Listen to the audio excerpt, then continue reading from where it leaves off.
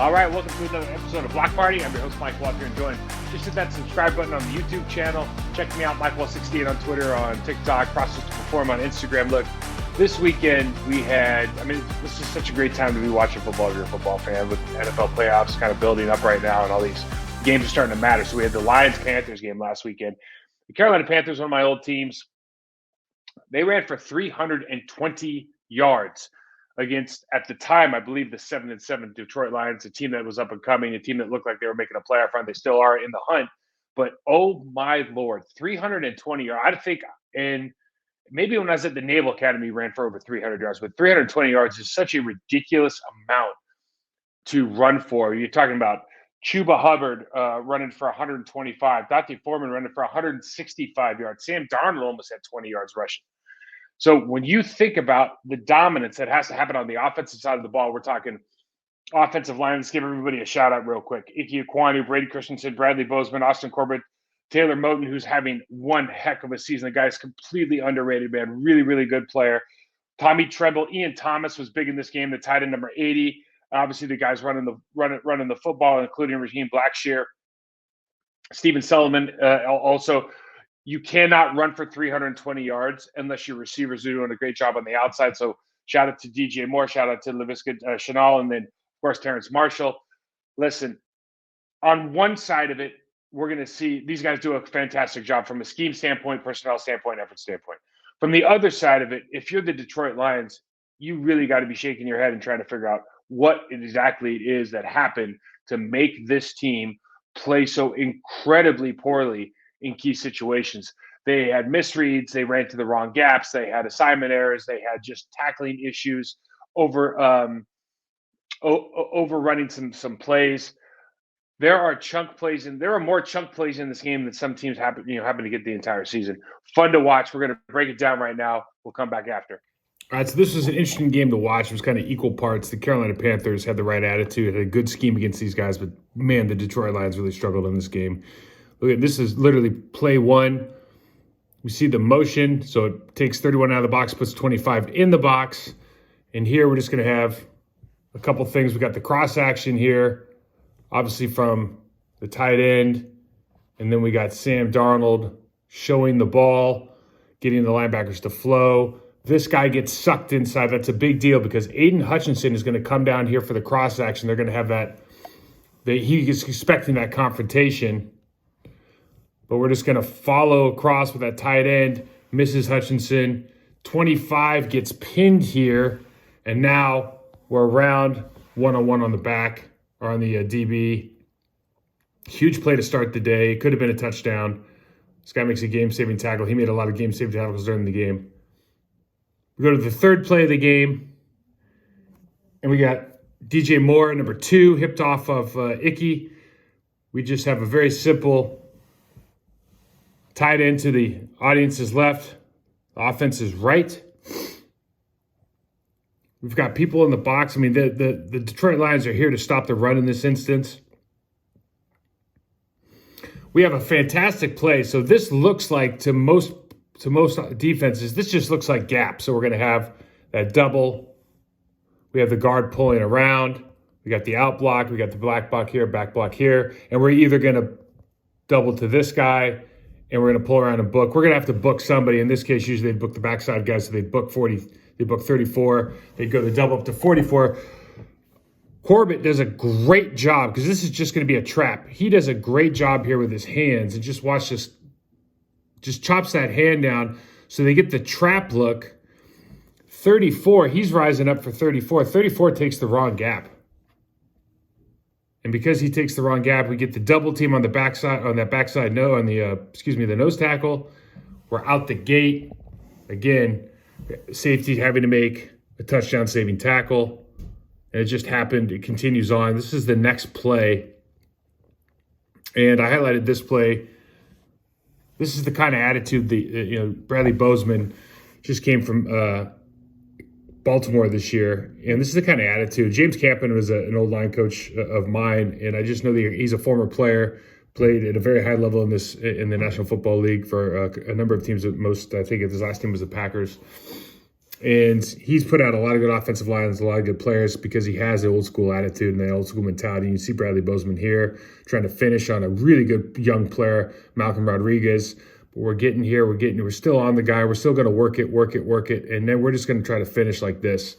This right here, if you see this, he's excited because we got his buddy sprawled out, laying on top of the linebacker. That's what we're looking for. Fifth play in what was a really just game-defining or game-starting drive here. We got the old kick play. So the kick play, every team has this. Everybody's essentially, we're booking this guy. We want this guy to have to make the tackle. We're going to block down, down, down, down, down, down. And we want the back to bounce. He's going to actually take it on the other side of Darnold. We're going to bounce out here. And we're basically saying that this player is not going to try to make this play on the line of scrimmage. He's not going to close the gap. Every team runs it for the same reason. You see that work to perfection here. I think we do a great job, not a good job, but a great job all day, really, with the Carolina Panthers blockers, whether it's Chanel Jr., whether it's Marshall, DJ Moore, all these guys do a really nice job of blocking on the edges. And then obviously their tight ends, I'm talking about Tommy Tremble, I'm talking about Ian Thomas in particular. They did a nice job, but listen, when you get into this position now, you've got this kind of lane, you're 5 yards off the ball, these are free yards. Even if he makes the tackle, which we don't think he'll make on his own, at least without falling forward for 4 more, you got a free 5-yard play, 3 guys take him down. Those are the kind of plays we look for. As offensive minds, we're just trying to create those matchups that we really love are usually, unless it's Jalen Ramsey or when Richard Sherman is playing, we love those matchups where it's cornerback versus running back.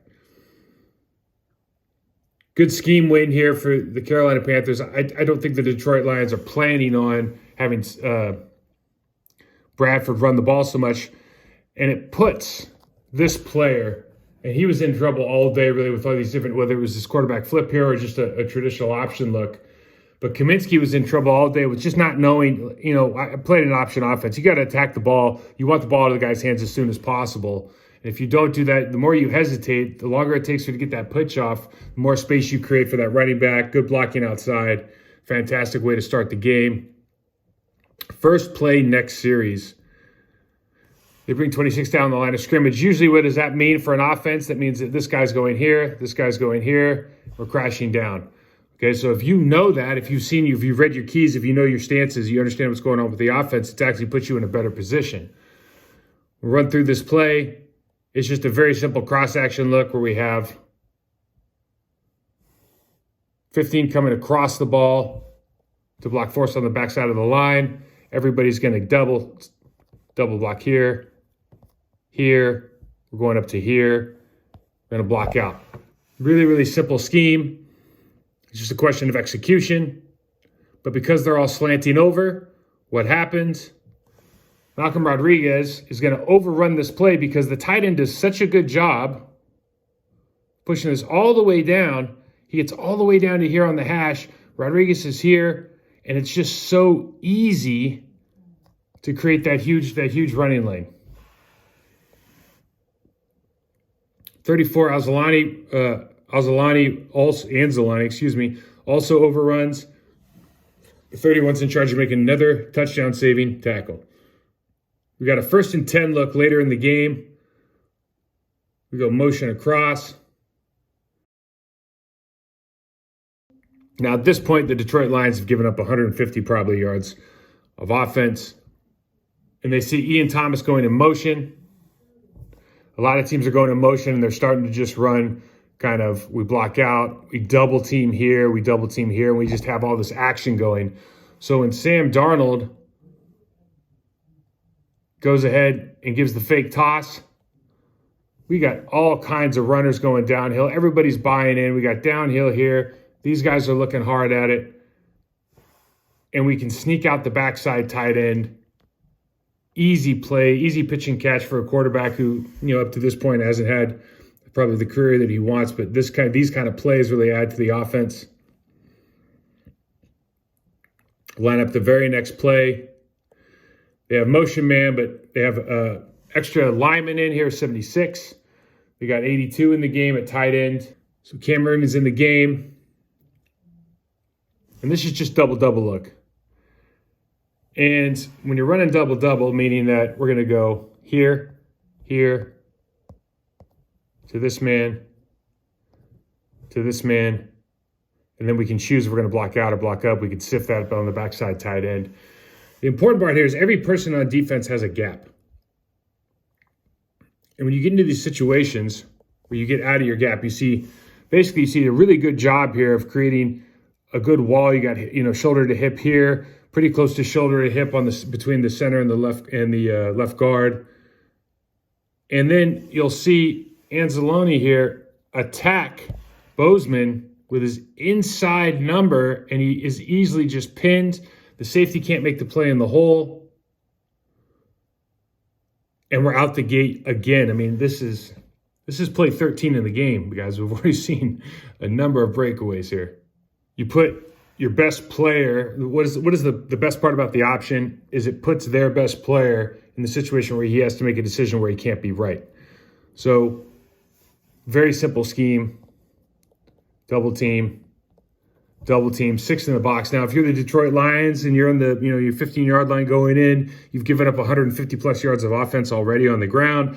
Do you maybe bring more people to the party as far as trying to stop the run? I would think so, but they decide not to. See Aiden Hutchinson here closes down. Really just, he can't choose correctly. He could have handed it off there. Unless you completely commit one way or another, you're always kind of in halfway land. Sam Darnold goes ahead and picks up a 10-yard first down.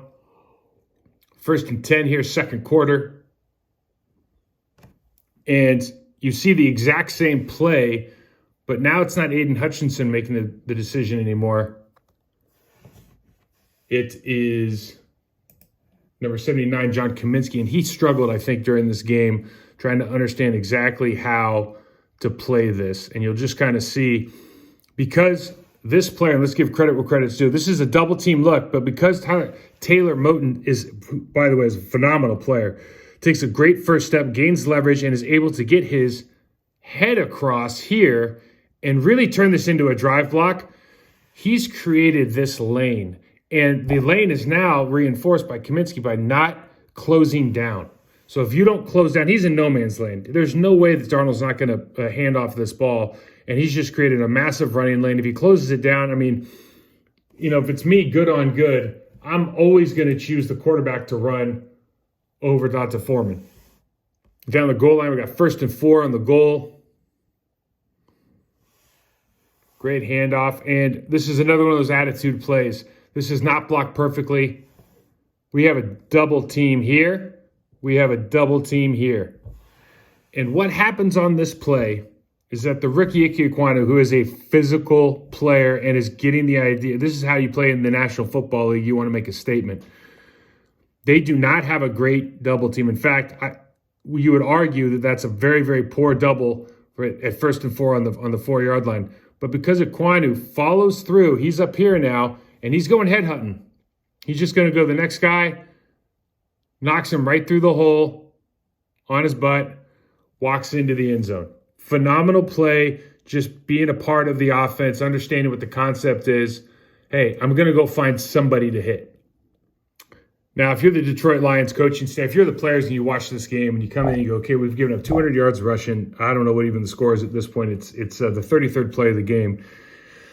We're in a 2-minute situation. It's 2nd and 6. But I am now giving, on this side of the center, 1, 2, 3, 4 players. And on this side of the center, I have 1. I mean, you really can't ask for more if you're an offense. This is the easiest play of the game. I'm shocked that they allowed this to happen, regardless of how much time's left on the clock, given the fact they've been running the ball so successfully. But, when you start picking up 30-yard chunks, 40-yard chunks in the running game for free, yeah, it's just got to be very, very frustrating to watch that tape. We got 1st and 10 here. We have a 7-man box. Probably playing man coverage here on 84. Sorry, I didn't see that tight end. We have 12 personnel. And so we've got man-on-man. Again, a simple kick play that we saw earlier. You'll see one come in here into the box of Kuda here in a minute. We got down block, down, down, down, bounce. And as long as number one's got to be out here on the edge trying to make the play, we'll see him pop in right here. He doesn't close this gap. We've got this huge lane, and it's out the gate again. One thing you want to emphasize, though, is that these players, these tight ends, are doing a phenomenal job of washing this down and just continuing to drive and close the gap. The key is, can you continue to run your feet? Fourth quarter, 1st and 10, still close ball game. Now, these are just kind of old school yards. So you have DJ Moore hipped off on the tight end, Ian Thomas. This could be just an old school gap play. Detroit Lions are trying to stop the run. They've committed to stopping the run now. They got 7 in the box. They have a hipped off corner playing DJ Moore.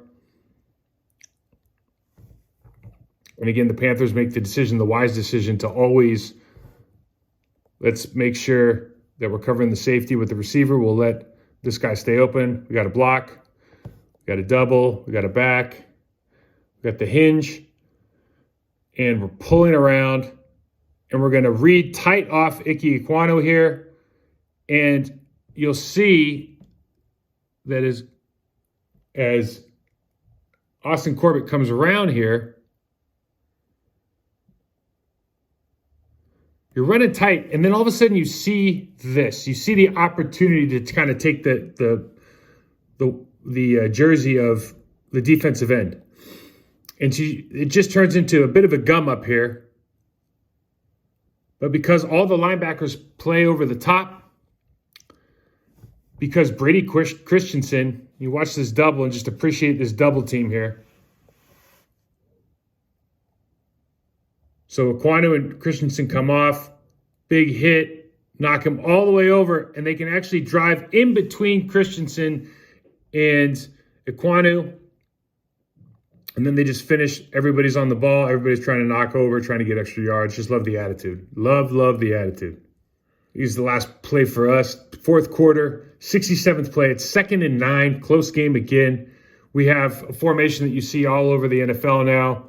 You got the 12 personnel look with 2 tight ends hipped off. They're both off the line of scrimmage, so either one of them could be going for that cross-action play here. They can go either direction if they want. We can run slip blocks. We can run combos, trays.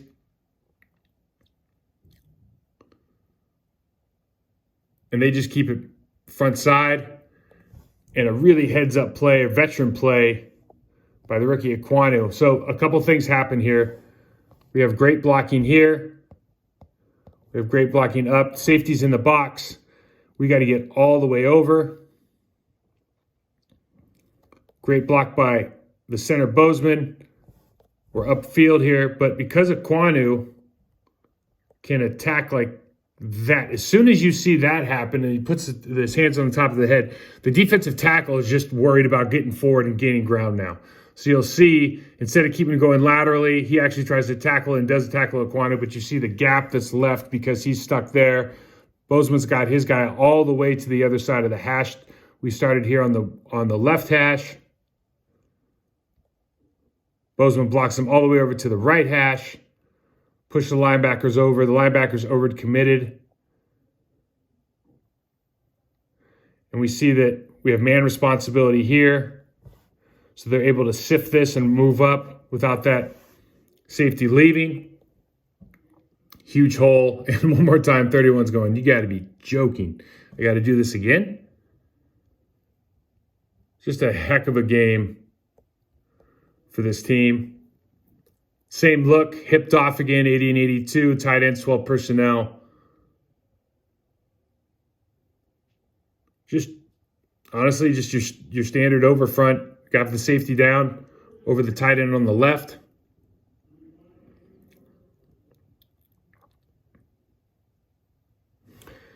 I put this play in here not because it's a mega yardage play, but because this is an attitude play. This is what the Carolina Panthers, I think, want to be all about. This is just really an attitude play. You've got a slip block here, so your tight end blocks out. You've got a slip block up here to a linebacker. Center's got the hard block on his own. We got a backside B block up to the linebacker. We got a sift look from Ian Thomas up to the safety. And this is just a hat on a hat. You have numbers. It's equal. And you just love that Bozeman gets tossed here because he wins early. Good first step, head aside. And the Detroit Lions tackle gets a little bit frustrated. Instead of holding his gap, he throws him. But by throwing him, he actually puts him in great position. I know that's not the position you want to be in, I think, if you're Bozeman, but you end up blocking, you have body on a body, hole goes through, and you end up getting an 8-yard gain. And then, of course, the best position in football. Heck of a job by the Carolina Panthers offense. Scheme-wise, attitude-wise, execution-wise, running backs ran hard. Detroit Lions got a lot of work to do if they want to shore up a victory here and make the playoffs. So you can see the Carolina Panthers just dominated on every, and we didn't show every single play. We're showing some of the big chunk plays and some of the plays that I think are kind of the keys to what kind of team they're trying to build, the personnel they're trying to have under their offensive line coach, James Campen, who I got a lot of time for. Guy put together he was an assistant coach when I was at Green Bay, but he put together some phenomenal offensive lines and personnel and developing players while he was in with the Packers, but also some other teams he's been on the way. So congratulations to him, something to build on. Certainly, you got a good young guy, Nicky Ekwonu. Again, Taylor Moton is a really, really good player that goes unheralded because of the lack of success that team's had. Steve Wilkes is doing a phenomenal job with that team, being able to turn them around. But really, you look at Dan Campbell, you look at the Detroit Lions right now, what they're trying to accomplish. Ben Johnson, the offensive coordinator position, putting up points every single weekend. But to give up 320 yards and seeing some of your guys that just aren't active participants in the run game, it's got to be really disheartening for a guy who's a player's coach, a guy who loves to get his troops motivated. Guys believe in Dan. They want to work for Dan. But there's also a part of it where you have to be willing to play assignment football. You have to do your job, and you have to be sure on the coaching side to the player side that everything's being transparently communicated, clear as crystal clear, no room for excuses, no room for errors. This was a abject failure on the side of the Detroit Lions as far as being able to contain a team that has a good line, has good running backs, but 320 yards in the chunk plays that they got, especially early in the game. Really, really tough to come back from. But interesting to see how they bounce back this week. Still in the playoff hunt. Both teams are still in the playoff hunt. Fun to watch. Anyways, Block Party, guys. Hope you enjoyed it. Again, host Mike Wahle. Check me out, Mike Wahle68 on Twitter, Mike Wahle68 on TikTok, Process to Perform on Instagram. Please hit that subscribe button if you're enjoying this. We'll be back on Thursday previewing the Packers versus the Vikings. Big divisional game with playoff implications. Amon Green and I, Packers all-time leading rush, will be there on the On My Block podcast. Check that out here. Subscribe again, guys. Hope you enjoy. See you later.